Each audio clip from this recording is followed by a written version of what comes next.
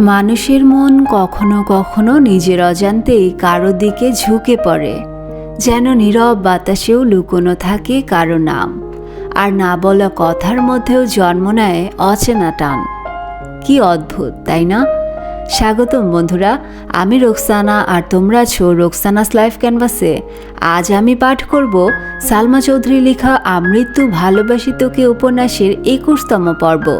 চলো মনটা একটু নরম করে হৃদয়টা খোলা রেখে শুরু করি আজকের অধ্যায়। পর্ব নাম্বার 21।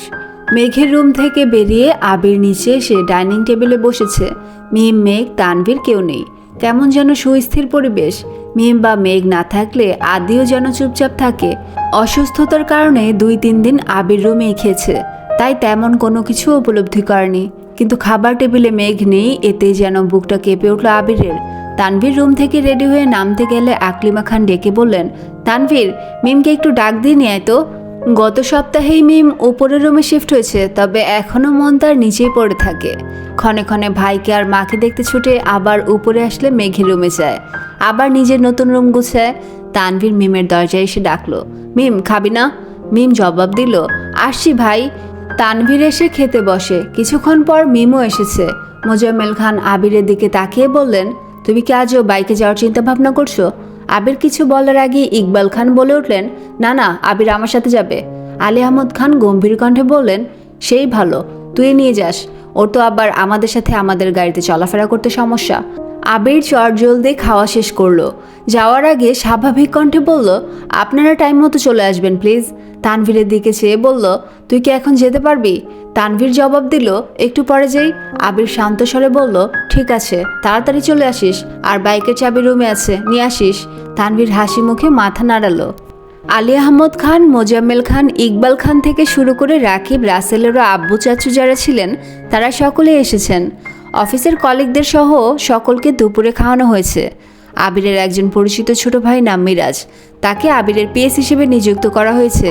সারাদিনের ব্যস্ততা শেষে যখন ঢাকার বুকে সন্ধ্যা, তখন তানভীরের সঙ্গে বাড়ি ফিরেছে আবির, সাথে কয়েক প্যাকেট বিরিয়ানি। বাসায় ঢুকে তানভীর বিরিয়ানিগুলো সবাইকে দিতে ব্যস্ত হলো। আবির একটা প্যাকেট নিয়ে সিঁড়ি দিয়ে উঠে মেঘের রুমে চলে গেল। মেঘ পাশ ফিরে ফেসবুকে ভিডিও দেখছিল। আবির গলা খাকারি দেয়াতে পেছনে ঘুরেছে। আবির বিরিয়ানির প্যাকেট এগিয়ে দিয়ে ছোট করে বলল, তোর জন্য এনেছি, খেয়ে নিস। মেঘ কপাল কুঁচকে প্রশ্ন করলো, কি এতে? আবির উত্তর দিল, বিরিয়ানি। মেঘ শুধু বলেছে, আমার তো। আবির সঙ্গে সঙ্গে বলে উঠল, আমি জানি তোর বিরিয়ানির থেকেও কাচ্চি অনেক বেশি পছন্দ, কিন্তু সব দিক বিবেচনা করে অফিসে বিরিয়ানি দেওয়া হয়েছে, আজ এটা খেয়ে নে, আমি অন্যদিন তোর জন্য কাছে নিয়ে আসবো। মেঘ আর কিছু বলল না। আবিরও বিরিয়ানি রেখে নিজের রুমে চলে গেছে। 2-3 দিন কেটে গেল। আবিরের ব্যস্ততা এখন দ্বিগুণ বেড়েছে। 2 অফিসের সিইও এর দায়িত্ব পালন করা চারটেখানে কথা নয়, তারপরেও কোনো কাজেই ফাঁকি দেয় না ছেলেটা। নিজেকে প্রতিষ্ঠিত করার ঝোঁক মাথা চাড়া দিয়ে বসেছে। শত ব্যস্ততার মাঝেও প্রতিদিন ফজরের নামাজ পড়ে বাসায় ফিরে নিজের ভালোবাসার মানুষটাকে ঘুমন্ত অবস্থাতেই দেখে যায়। হালিমা খান ইদানিং মেঘের সাথে থাকায় আবিরের সুবিধাই হয়েছে। হালিমা খান ফজরের নামাজ পড়ে নিজের রুমে চলে যান, তারপর রান্নার ব্যবস্থা করেন। এই ফাঁকে আবির মেঘকে দেখে ছাদে চলে যায়। 2-3 দিন যাবৎ বাসায় ফেরার সময় মেঘের জন্য এটা সেটা খাবার কিনে নিয়ে আসে। একদিন মেঘের জন্য চিপস কিনতে গিয়ে মহা মুসিবতে পড়ল আবির। আবির দোকানদারকে বলেছে, চিপস দেন। দোকানদার জিজ্ঞেস করেছে, কোনটা দিব? কম করে হলেও 20 থেকে 30 জাতের চিপস। আবির হা করে তাকিয়ে আছে। মেঘের পছন্দের 2টা চিপসের নাম আবির জানত, কিন্তু অন্য কোন কোম্পানির চিপস পছন্দ করে তা আবিরের অজানা ছিল। তাই দোকান থেকে সব ব্র্যান্ডের চিপস 2টা করে মোটামুটি 1 বস্তা চিপস নিয়ে মেঘের রুমে হাজির হলো। ভাগ্যের সময়টা তখন বিকেল ছিল, ড্রয়িং রুমে কেউ ছিল না। এত চিপস দেখে মেঘ অগার মতো চেয়ে থেকে শুধালো, আপনি কি চিপসের ব্যবসা শুরু করছেন? আবির স্বভাব সুলভ গম্ভীর কণ্ঠে উত্তর দিল, তোর পছন্দের চিপস কোনগুলো বের কর। এত চিপসের ভিড় থেকে 5টা পছন্দের চিপস বের করে বলল, এগুলোই আমার পছন্দ। আবির ভারী কণ্ঠে বলল, বাকিগুলো টেস্ট করতে পারিস, ভালো লাগলে পছন্দের লিস্ট বাড়াবি, আর ভালো না লাগলে মিম আর আদিকে দিয়ে দিস। বৃহস্পতিবার সকালে আবির অফিসে যাওয়ার পথে মিমকে ডেকে ছাদের চাবি দিয়ে বলল, মেঘের শরীর ভালো থাকলে ওকে নিয়ে একটু ছাদে যাস। মিম চাবি নিয়ে উত্তর দিল, ঠিক আছে ভাইয়া। আবির অফিস থেকে ফেরার পথে মেঘের কোচিং আর টিউশন থেকে এই সপ্তাহের সকল নোট আর পরীক্ষার প্রশ্নগুলো এনে মেঘের রুমে টেবিলের উপর রেখে নিজের রুমে চলে গেছে। মিম আর মেঘ ছাদে ঘুরে ঘুরে ফুল গাছগুলো দেখছিল। নয়নতারা কুড়িয়ে দুবোন দুটা কানে গুজে কয়েকটা ছবিও তুলেছে, আর এটা সেটা হাজারো গল্প করেছে। এক সপ্তাহে মেঘের শরীর কিছুটা সুস্থ হয়েছে, তবে মায়ের ঘন্টায় ঘন্টায় আনা খাবার খেতে হচ্ছে। আবিরও এটা সেটা নিয়ে আসে, মোজাম্মেল খান অথবা আলী আহমদ খান রুটি কলা ফল নিয়ে আসে। তানভীর রাতে ফেরার সময় যা চোখের সামনে পড়ে তাই নিয়ে আসে। খেতে খেতে আর শুয়ে থাকতে থাকতে ক্লান্ত হয়ে গেছে। বেশ খানিকটা সময় ছাদে ঘোরাঘুরি করে নিচে এসে যে যার রুমে চলে গেছে। মেঘ রুমে ঢুকতেই চোখে পড়ল টেবিলের উপর রাখা প্রশ্ন আর শিটের দিকে। এগুলো নিয়ে উল্টিয়ে পাল্টিয়ে দেখলো, বুঝতে বাকি নেই যে এগুলো আবির ভাই এনেছে। মেঘ সন্ধ্যার পর পড়তে বসেছে। অসুস্থতার পরে এক সপ্তাহ যাবৎ বই নিয়ে বসতেই পারছিল না মেয়েটা। কিছুক্ষণ পড়াশোনা করে আবির ভাইয়ের আনা প্রশ্নগুলো দিয়ে পরীক্ষা দিয়ে নিজের অবস্থান চেক করছিল। প্রতি শুক্রবারের ন্যায় এই শুক্রবারটাও ভালোভাবেই কাটলো সকলের। আবির আসরের নামাজ পড়ে করিডোর দিয়ে নিজের রুমের দিকে যাচ্ছিল। হঠাৎই সামনে পড়ল মেঘ। একটা স্কাই ব্লু কালারের জামার সাথে সাদা ওড়না গলায় পেঁচিয়ে হাতে একটা পার্স নিয়ে খোলা চুলে বের হচ্ছে রুম থেকে। স্ট্রেইট লম্বা চুলগুলোর আগা হাঁটু ছুঁই ছুঁই। আবির ক্ষুদ্র চোখে তাকিয়ে রইল অষ্টাদশীর পানে। মেঘ রুম থেকে বেরিয়েই মুখোমুখি হলো আবির ভাইয়ের।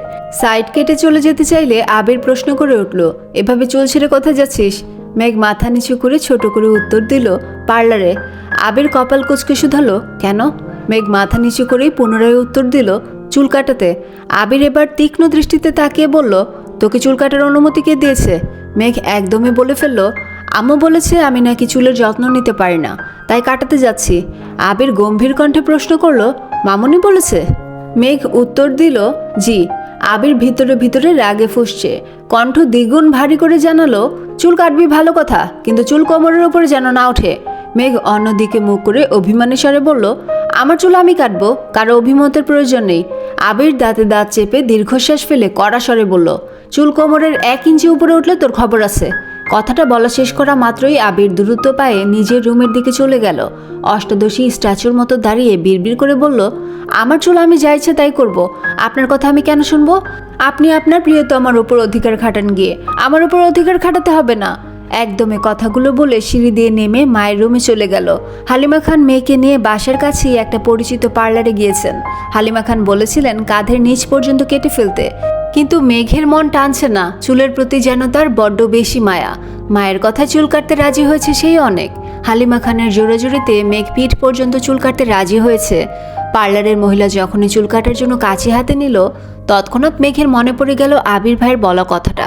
মেঘ মনে মনে ভাবল, না না, আবির ভাইয়ের উপর কোনো বিশ্বাস নাই। চুল ছোট করলে যদি ওই দিনের চেয়েও বেশি জোরে মারে, তাহলে তো আমি মরেই যাব। থাক বাবা, এই ফালতু ব্যাটের মার খেয়ে অকালে জীবন ত্যাগ করার কোনো প্রয়োজন নেই। আর কিছুদিন জীবনটা উপভোগ করে নেই। সঙ্গে সঙ্গে মেঘ চিৎকার দিয়ে উঠল। মেয়ের আচমকা চিৎকারে হালিমা খান কিছুটা ভড়কে গেলেন। চিন্তিত হয়ে জিজ্ঞেস করলেন, কি হয়েছে তোর? এভাবে চিৎকার করছিস কেন? মেঘ নিরুদ্বেগ কণ্ঠে বলল, কোমর পর্যন্ত কাটবো চুল। হালিমা খান কিছুটা বিরক্তি নিয়ে বললেন, কোমর পর্যন্ত কাটলে আর কি হবে, সে তো বড়ই থাকবে। মেঘ মন খারাপ করে উত্তর দিল, তারপরও কোমর পর্যন্তই কাটবো, আর ছোট করবো না প্লিজ আম্মু। হালিমা খানও আর জোর করলেন না। মেয়ের কথা মতো কোমর পর্যন্তই কাটানো হলো। কাজ শেষ করে সন্ধ্যার আগে আগে বাসায় ফিরেছেন মা মেয়ে। আবির ড্রয়িং রুমে সোফায় বসে কফি খাচ্ছিল। কাউকে ঢুকতে দেখে চোখ তুলে এক পলক তাকালো।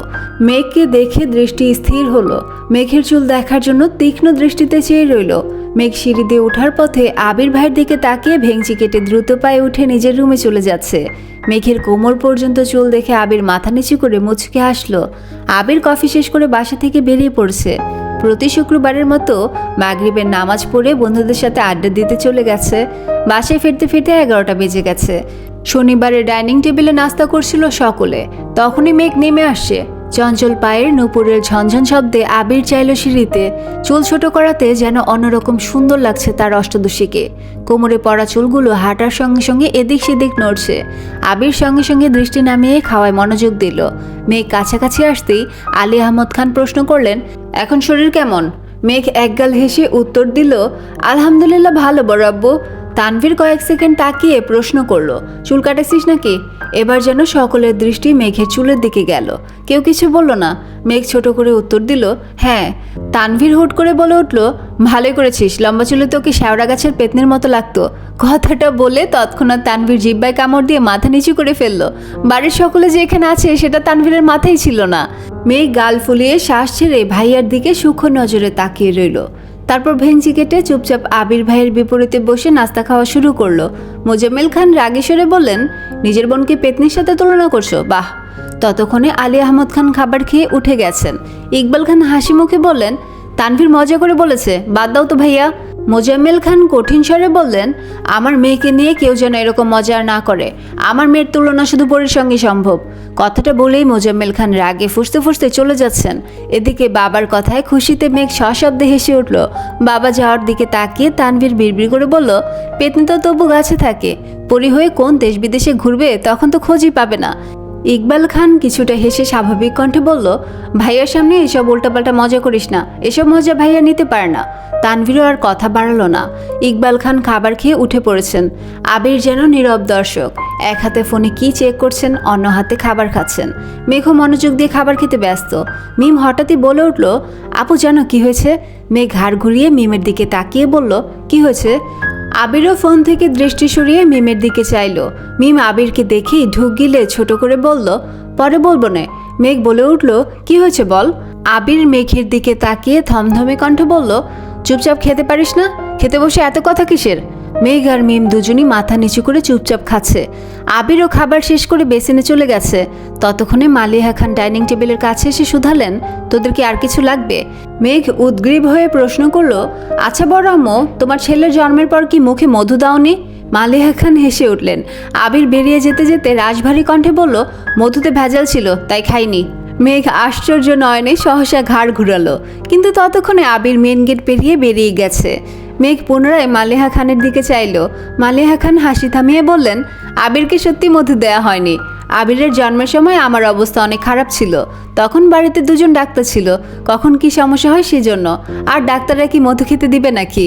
বারবার নিষেধ করা হয়েছে, কোনো প্রকার মধু পানি খাওয়ানো যাবে না। আর তোর বড় আব্বুকে এখন কি দেখছিস? আবিরের জন্মের সময় ছেলেকে রেখে এক চুলও কোথাও নড়েনি। ডাক্তার যা যা বলেছে, যেভাবে বলেছে সেভাবেই সব করেছে। মেঘ মালিহা খানের দিকে তাকিয়ে নিরেট কণ্ঠে বলে, এজন্যই তোমার ছেলে এমন কাঠখোট্টা। মালিহা খান স্বাভাবিক কণ্ঠে বললেন, আবির ছোটবেলায় এমন ছিল না, বিদেশে যাওয়ার আগে থেকেই কেমন যেন হয়ে গেছে। দেশে ফিরে তো আরও গম্ভীর হয়ে গেছে। সেসব কথা বাদ দে, তোরা তাড়াতাড়ি খাওয়া শেষ করে পড়তে বস গিয়ে। সারাদিন শেষে রাতের বেলা মেঘ পড়ছিল। পড়তে পড়তে হঠাৎই জান্নাতাপুর কথা মনে পড়েছে। রবিবারে তো জান্নাতাপুর আসার কথা, কিন্তু মেঘের তো জান্নাতাপুকে দেখার বা ওনার কাছে পড়ার বিন্দুমাত্র ইচ্ছে নেই। মেঘ পড়ছে আর অপেক্ষা করছে কখন তানভীর বাসায় ফিরবে আর তানভীরকে বলবে জান্নাতাপুর কাছে পড়বে না। রাত 11টার পর তানভীর ফিরেছে। মেঘ পড়া শেষ করে ভাইয়ার রুমের সামনে গিয়ে ডাকলো, ভাইয়া। তানভীর ভেতর থেকে বলল, হ্যাঁ ভেতরে আয়। মেঘ রুমে ঢুকে বিছানার পাশে দাঁড়িয়ে আছে।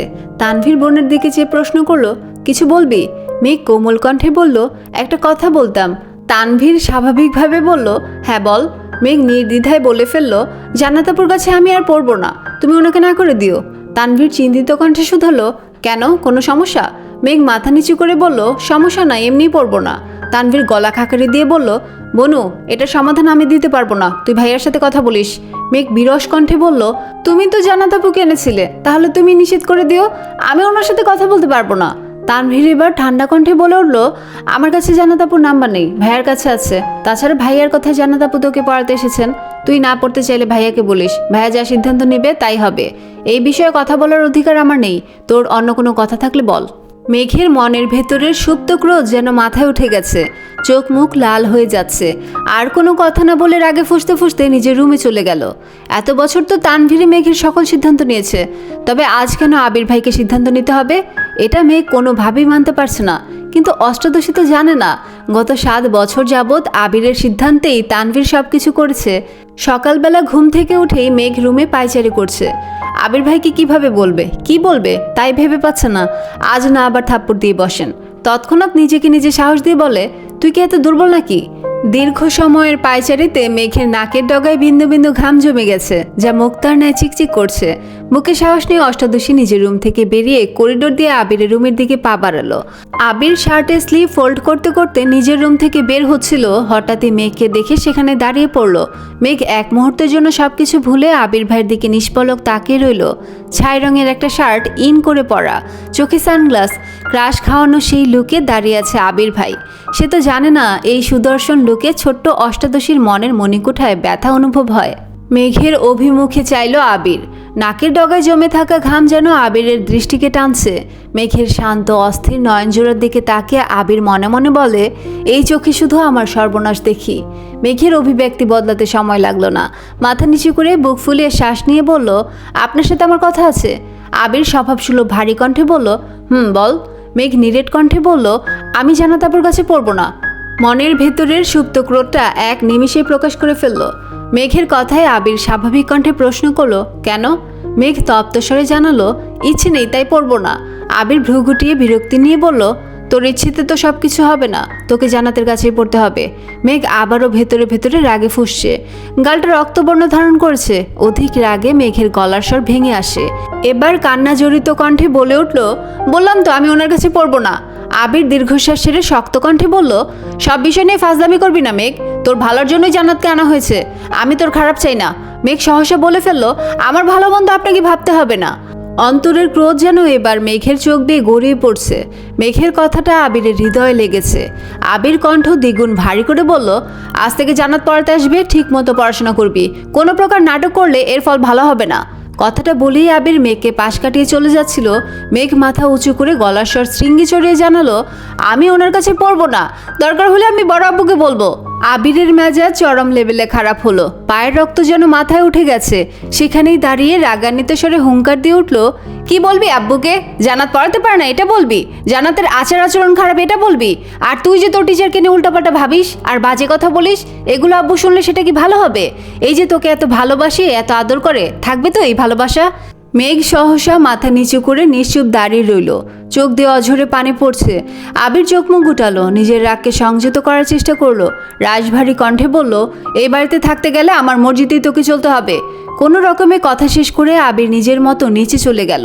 কিছু না খেয়েই অফিসের জন্য বেরিয়ে পড়েছে। পিছন থেকে মালিহা খান, ইকবাল খান ডেকেছে, কিন্তু আবিরের যেন সেদিকে কোনো হুঁশ নেই। মেঘ করিডোরে দাঁড়িয়ে কেঁদেই যাচ্ছে। অতিরিক্ত রাগে মেঘের খুব কান্না পায়। খানবাড়ির নিয়মই যেন এটা। আলী আহমদ খান আর মোজাম্মেল খানের আদেশ আবির আর তানভীরকে অক্ষরে অক্ষরে পালন করতে হয়। আবিরের আদেশ শাসন মেঘকে পালন করতে হয়। তানভীর শুধু মেঘকে না, মিম আর আদিকেও শাসন করে। তবে আবিরের মিম আর আদির ব্যাপারে কোনো মাথা ব্যথা নেই। আবিরের ধ্যান জ্ঞানে শুধুই মেঘ। মেঘ সকাল থেকে কিছুই খায়নি। কয়েকবার বন্যাকে কলও করেছে, কিন্তু বন্যা রিসিভ করেনি। দুপুর হয়ে গেছে। মেঘ রুমে জোরে গান চালিয়ে বালিশে মুখ গুজে শুয়ে শুয়ে কাঁদছে। হঠাৎ ফোন কল বেজে উঠেছে। মেঘ মুখ তুলে ফোনের দিকে তাকিয়ে দেখলো বন্যা কল করেছে। মেঘ ফোন রিসিভ করতেই বন্যা বলে উঠল, কিরে এত কল দিছিস কেন? মেঘের কান্নার শব্দ শুনে বন্যা চিন্তিত স্বরে জিজ্ঞেস করলো, কি হয়েছে বেবি, কাঁদছিস কেন? মেঘ কান্নার মাত্রা কমিয়েছে, তবে এখনো ফুপিয়ে ফুপিয়ে কেঁদেই চলেছে। ক্রোধিত কণ্ঠে মেঘ বলল, আমি এই বাড়িতে আর থাকবো না, চলে যাব বাড়ি ছেড়ে। বন্যা কোমল কণ্ঠে শুধালো, কেন, কে কি বলেছে তোকে? মেঘ কণ্ঠ দ্বিগুণ ভারী করে বলল, কেউ কিছু বলেনি। রেজাল্ট দিলে যদি পাশ করতে পারি তাহলে তুই যে যে ভার্সিটিতে আবেদন করবি সবগুলো ভার্সিটিতে আমার আবেদনটাও করবি। টাকা আমি দিব, তুই শুধু আবেদন করে দিবি। তারপর পরীক্ষার সময় একসাথে গিয়ে দুজনে পরীক্ষা দিব। বাংলাদেশে যে জায়গাতেই চান্স পাবো সেখানেই ভর্তি হবো। তারপরও এই বাড়িতে আমি থাকবো না। বন্যা বলল, সেসব পরে দেখা যাবে, আগে তুই বল কি হয়েছে। মেঘ রাগান্বিত কণ্ঠে বলা শুরু করলো, কি হয়েছে জানি না, আমি এই বাড়িতে থাকবো না, এটাই মূল কথা। একবার শুধু কোথাও চান্স পাই, দরকার হলে টিউশন পড়িয়ে আমি পড়াশোনা করব। তারপর চাকরি করে আম্মু আব্বুকে আমার কাছে নিয়ে যাব। আব্বু না গেলে শুধু আম্মুকেই নিয়ে যাব। তবুও আমি এই বাড়িতে থাকবো না। যে যার মতো শুধু নিজের মর্জি আমার উপর চালিয়ে দেয়। এত বছর সহ্য করেছি, এখন জীবনে আরেক হিটলারের আবির্ভাব হয়েছে। আমার জীবনটা তছনছ করে দিচ্ছে। উনি যা বলবেন তাই মানতে হবে, যেভাবে বলবেন সেভাবেই চলতে হবে। কেন? আমি ওনার কথা মেনে চলবো না। তুই আবেদন না করে দিলে বলিস, আমি নিজে নিজেই করবো। বাই। একদমে কথাগুলো বলে ফোন কেটে বিছানার পাশে ফোন ফেলে আবারও বালিশে মুখ গুজে কাঁদছে। বন্যা আহাম্মকের মতো বসে রইল। কি এমন হয়েছে যে মেঘ সব কিছু ছেড়ে ছুড়ে চলে যেতে চাইছে? কিছুই তার মাথায় ঢুকছে না। আবির মেঘের রুমের দরজায় দাঁড়িয়ে মেঘের বলা প্রত্যেকটা কথা শুনেছে। আবির দাঁত পিষে ক্ষিপ্ত দৃষ্টিতে চেয়ে আছে মেঘের দিকে। আবিরের এক হাতে কাচির প্যাকেট, অন্য হাতে চোখ থেকে খোলা সানগ্লাসটা মুষ্টিবদ্ধ করে চেপে ধরে আছে। সানগ্লাস ভেঙে শুধু হাত কাটার অপেক্ষা। সকালে মেঘকে ঝেড়ে অফিসে যাওয়ার পর থেকেই আবিরের মন ছটফট করছিল, কোনোভাবেই কাজে মন দিতে পারছিল না। বাধ্য হয়ে অফিস থেকে বেরিয়ে জ্যাম পেরিয়ে অষ্টাদশীর পছন্দের রেস্টুরেন্ট থেকে কাচ্চি নিয়ে বাসার দিকে রওনা দিয়েছিল। মেঘ স্পেশাল কিছু রেস্টুরেন্ট ব্যতীত অন্য কোথাও থেকে কাচ্চি খায় না। গত সপ্তাহে আবিরের কাজের ব্যস্ততার ফলে সেই রেস্টুরেন্ট থেকে কাচ্চি নিয়ে খাওয়ানোর সময় সুযোগ হয়ে ওঠেনি, তাই আজ সব কাজ ফেলে বেরিয়েছিল। কিন্তু যাকে সে নিজের থেকেও বেশি ভালোবাসে সেই অষ্টাদশী তাকে ছেড়ে চিরতরে দূরে চলে যাওয়ার প্ল্যান করছে।